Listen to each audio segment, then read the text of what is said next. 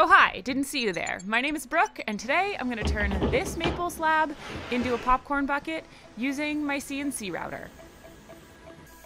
First, we need to flatten it, so I'm changing my machine to the right fit. And next, I'm securing the slab down to the table using hot glue and some scrap wood because the slab's a bit warped, so the vacuum table isn't going to hold it down very well quite yet.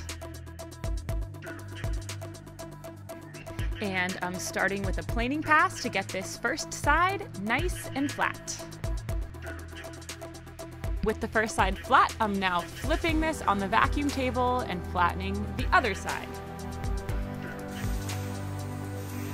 I want this to be a bit thinner, so with two flat sides, I can get a nice resaw and then plane it one more time just for good measure, before changing the bit and carving in some channels that will become resin stripes.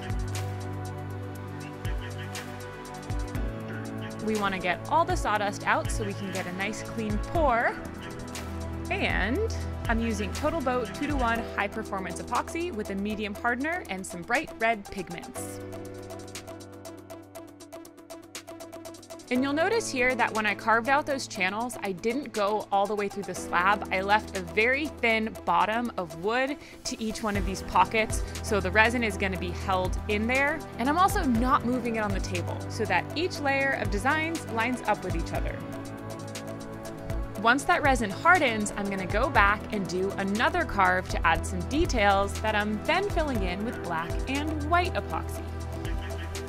And then I'm running a really quick skim pass over the top of this to get this nice and flat, because off camera, I'm then flipping this on the CNC router bed and then skimming off that very thin bottom that I left of wood to reveal my popcorn bucket pieces. I sanded these clean to a 220 grit, and then I'm adding a mitered edge on my router table. You could absolutely do this on the CNC router as well. And then I also added a little channel for a bottom to sit in. And then I glued this all up using Titebond 3 wood glue.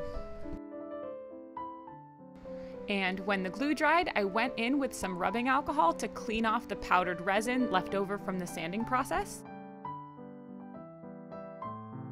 And then finish this with the cutting board oil to keep it nice and food safe.